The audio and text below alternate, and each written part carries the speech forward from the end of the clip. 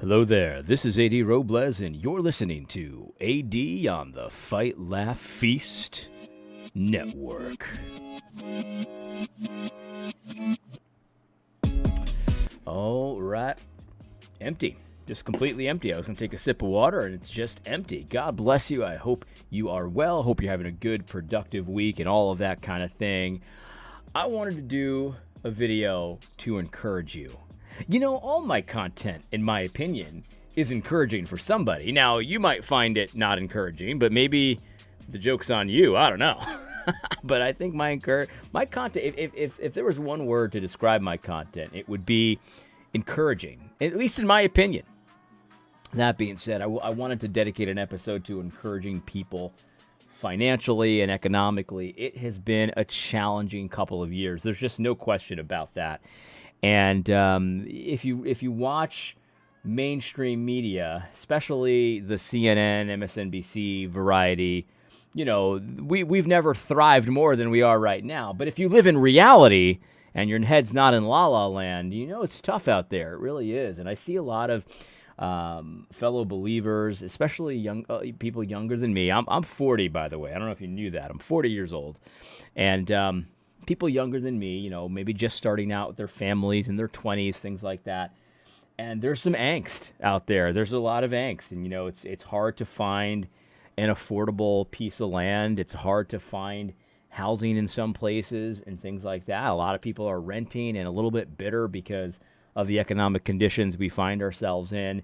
And there's this tension too, you know, because a lot of boomers are kind of just like, yeah, get off my lawn, everything's fine, you know, that kind of thing. And in reality, things are tough right now. There is no question about that. Now, there are possibilities, right? And I know people that are finding houses that are good and fit for their families and things like that. There are pockets, there are things you can do, and it just takes a lot of time. It takes some patience, it takes some diligence.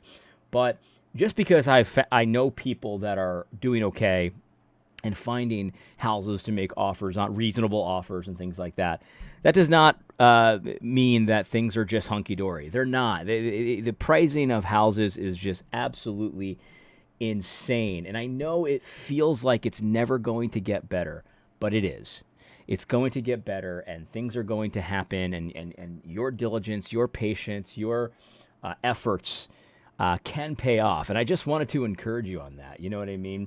But before I did that, I do want to say a couple things about our financial system. Here's a chart that came from Unusual Whales, the Twitter account. By the way, you should definitely follow Unusual Whales Twitter account. There's always interesting financial information here that you're not going to get if you're watching Fox News or MSNBC or things like that. And this is a scary chart. There's just no other way to put it. It says total household debt in the United States is at a record high of $17.06 trillion. And I emphasize trillion because unless you actively think about what a trillion is, you don't feel the weight of it. Like, our minds are not really capable of understanding trillion just like off the cuff. Like, you have to compare it to other things to really understand trillion. Why don't you go right now and online and type in something like, how much is actually a trillion? Like, it is insane. This is an insane amount of money. This is an insane amount of debt. This is completely unsustainable. This is awful. And this is just the tip of the iceberg, because this is just household debt. Americans are in much more debt than this. This is just household debt. And this doesn't even count like mortgages and things like that. Now, mortgages, of course, that's productive debt.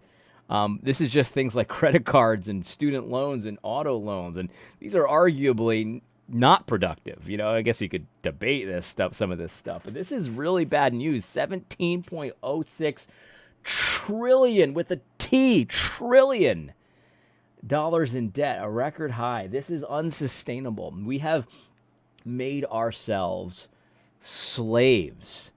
And the Bible is very clear. The borrower is slave to the lender.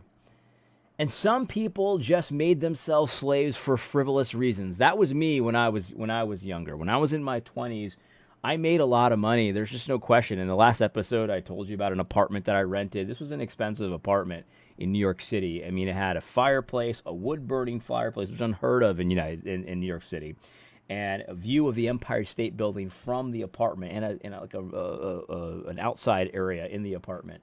Just a ridiculous apartment. So I was making a lot of money, but I was always spending 3 steps ahead. And so I went into a lot of debt.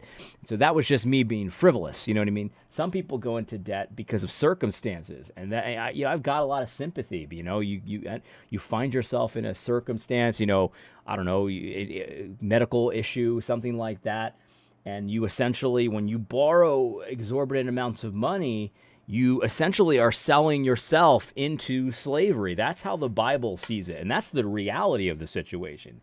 It's not the kind of slavery, where, in the old days, where you got beaten and stuff like that. But the mindset is the same. You're working for somebody else's benefit is essentially what's happening there. And so this $17.06 trillion of debt that we find ourselves in, we have enslaved ourselves, whether it was on our own fault or something else.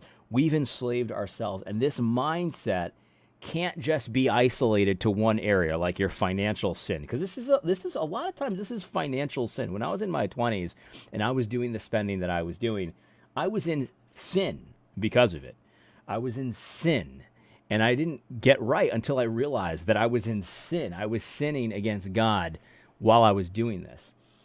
But this mindset, it carries over. So a lot of people wonder, why is nobody resisting these vaccine mandates? Why is everyone just going along with businesses being closed and churches being closed and things like that? Why is everyone just masking their kids because the government told them to? Like why does nobody care? Why does nobody understand that, jailing Trump because he's your political enemy, that's no bueno. That's obviously we live in a totalitarian kind of situation, lying about every single thing, and all. Why do people just go along with it? We're not gonna send police for robberies anymore. Like, why do people just go along with it? Why is there no uprising? Why is there no pushback, right? And I think one way to understand that is because we are quite literally slaves. And it's the same as slavery in the South. Like, why didn't the slaves revolt? I mean, they outnumbered their masters, right? Why didn't they revolt? Why didn't they fight back? Why? Because they were slaves and their mentality was completely enslaved. Slaves don't have a lot of fight left in them. They're broken of the fight in them, right? And we need to face the facts that as a collective, Americans, we've been broken. Right? We've been broken. There's very little fight left. And it's so bad too that when somebody sees someone who's not enslaved and is just acting like a free man, right? Someone who's not going to get the mask, who's not going to do the jab. You can fire me if you want. I'm not going to get the vaccine. We get slaves, they hate that mentality. They hate that. They're like, why can't you just get in line like the rest of us? Like there's just you're so enslaved that you get this I guess some people call it Stockholm syndrome, but you fight against your fellow slave who's maybe not quite as much of a slave as you, and they're the outcast, they're the bad one, they're the evil one. There's no fight left in us. That's the thing. There's no fight left in us. I saw yesterday Boniface Option talking to someone about, Fed posting, because he's just completely, he's not black-pilled, but there's just no tolerance, in his opinion, for Fed posting. I agree. There's no tolerance for Fed posting. That's all a fantasy. You think you are the resistance. You're going to rise up when the time comes. You're going to take up arms. Are you out of your freaking mind? You're not going to do jack because you're not doing jack right now. So if you're not doing jack right now, you're not going to do jack when the time comes. That is obvious. That's just a lie that you tell yourself to make yourself feel better. And in his opinion, it's like you won't even take your kids out of public school. You won't even pick up a barbell and get yourself fit and strong. You won't do anything. And so you're telling me you're going to revolt when the time comes? Get out of here with that. There's just no way forward like that. There's just absolutely, I do not support any kind of Fed posting in any way. It's just a fantasy. That's just something that people like to fantasize about to feel better. That's not the way forward, because there's just too many slaves out there. There's too many slaves out there. And here's the things, if you're in a lot of debt, you are by definition a slave. And the first thing you need to realize, especially if you're a Christian, is that Christ has set you free, and you're not to submit yourself to a yoke of slavery again. And so you need to get out of that mentality. That's a priority. And so one way to do that very clearly and very obviously, one practical way, is to not be part of this $17.06 trillion of household debt. Let your neighbor be a slave and you refuse to do it. Don't take the lolly because there's something behind the lolly. You know what I mean? When an adult offers a kid candy on the side of the street, there's something behind that you're not seeing. Don't take it. Right. And so when there's a shisty banker that comes to you and offers you, 0% introductory interest rate, don't take, that's the lolly. There's something behind that. He wants your soul. He wants you. And he's going to have you if you take that. So don't do it. Get out of debt. Get out of freaking debt. It's just as simple as that. If you're a Christian, do what you have to do. Take a second job. Do what you have to do and get out of freaking debt. It can be done, and it's not going to happen all at once. For me, it didn't happen all at once. It took months and months and months and months. It took discipline. It took blood, sweat, and tears. It took effort. It took patience. It took diligence. But eventually, that's what happened. Eventually, I got out.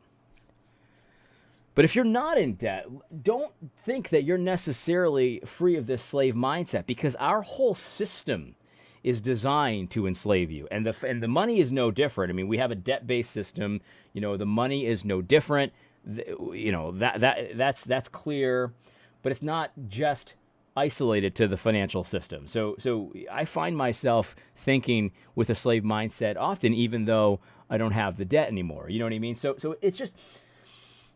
My point is, do the practical things that you have to do. And it may take time, and it may take effort, and it may take a lot more time than you want it to, but it is worth it in the end. I saw this post here from Michael Foster, and Michael Foster has talked a little bit about his kind of financial reset that he did fairly recently, I think. Where he had realized he had kind of put himself behind the eight ball in a tough situation. I'll let him tell his story, but he basically reevaluated, did some things, made some moves, and kind of got out of it. And he said, more than a few of the successful boomer Christians I know struggled financially into their mid to late 40s before finally having success. So basically, he's kind of fighting back against that mentality that boomers had it great and they don't know what it's like and things like that. And that's true. I mean, there's some truth to that idea that boomers had it better. There's a little bit of truth there, but it's not the case in toto. You got to get rid of that mindset that everybody else had it easy before you. You got to get rid of that. That's the slave mindset that is kind of sinking, that is kind of taking hold there, that your financial situation is not in any way related to you. It's like you got to just get rid of that, man. You got to get rid of that. Yes, it is tough right now, but yes, there are things you can do about it. Anyway, he continues. He says, their testimony was an encouragement to me when things were going sideways in my mid-30s. This is what he's talking about. And, I retweeted this and I said, I was a disaster in my 20s. I spent every dime I had and then some. And again, it was on frivolous stuff. So, it doesn't matter that I was making a lot of money. I could have been making no money, and I ended up with the same stuff because the things that I spent on were completely frivolous. They were complete nonsense. If you know anything about my story, I spent a lot on illegal substances, a lot on nonsense, just, toys, things like that. I overspent on the apartment. I did not need to live in that kind of an apartment. And there's just a long laundry list of mostly sinful things that I was buying. and all of that kind of thing. And so I ended up with nothing. And I got married and started getting right. I started figuring things out, started digging myself out of the hole. But it wasn't until I was 37, this is 3 years ago, where I owned my first home at 37. And that was all due to my mistakes. Like there's nothing, no one did anything to me. And you might find yourself, well, yeah, but AD, it's different for me. Fine. Different circumstances, but same situation, right? You don't own a house and you want to. You think you should have it earlier and you don't have it. And here's the thing, the markets will change. The markets will change. Your diligence will pay off. Do the right things now and you will be rewarded. It's just, I was reading the Proverbs to my kids the other day, and one of the Proverbs we read was Proverbs 10, the first Proverb of Solomon here. Lazy hands make for poverty, diligent hands bring wealth. Lazy hands make for poverty, diligent hands bring wealth. It's simple, guys. It's simple. This is straight from the words of the Lord. Lazy hands make for poverty, diligent hands bring wealth. If you're not where you want to be right now, keep going. Keep being diligent. Keep moving forward, plodding forward. There are opportunities that open up all the time, and maybe your time is not yet, but it's coming. It's coming. When I bought my house 3 years ago, I bought because of what I went through, right? Because of the waste of my 20s, just so much earning in my 20s, and nothing to show for it, absolutely nothing, except, a debt of sin, let's just put it that way. And then into my 30s, I'm obviously not where I want to be in any capacity. What I did was I bought a house far under what I could have purchased at the time. And I did that because of everything that I had learned prior. And so now I'm in a house, and it's not where I want to be permanently, but it's a perfectly fine house. It's a good house, and I've set myself up for market conditions to change. And so, I haven't made it yet. I'm not all the way there. I'm not exactly where I want to be, but the whole idea of diligent hands bringing wealth, I believe it, and I think you should too. Regardless of where you're starting, regardless of your situation. So the angst and the despair and all of that kind of stuff, you got to get rid of it. You got to get over it. You got to get rid of it. I can understand why there's despair and angst out there. Just look at this number, $17.06 trillion of household debt. Chances are, people in this audience, some of that belongs to you. And that can be depressing, overwhelming, and all of that kind of thing. But I know it feels like things won't ever change. Prices are just going to keep, staying sky high, maybe even go up from here and things like that. I know that's what it seems like, but it's not the case. Stay diligent, because diligent hands bring wealth. And you can take that to the bank. That is scripture. So make it happen. You can do it. I know you can do it. Anyway, I told you, encouraging episode. That's it. I got nothing negative to say. I hope you found this video helpful. God bless. Don't forget to tune in next week on Thursday for AD on the Fight, Laugh, Feast Network. Fuego, puro fuego es mi amor.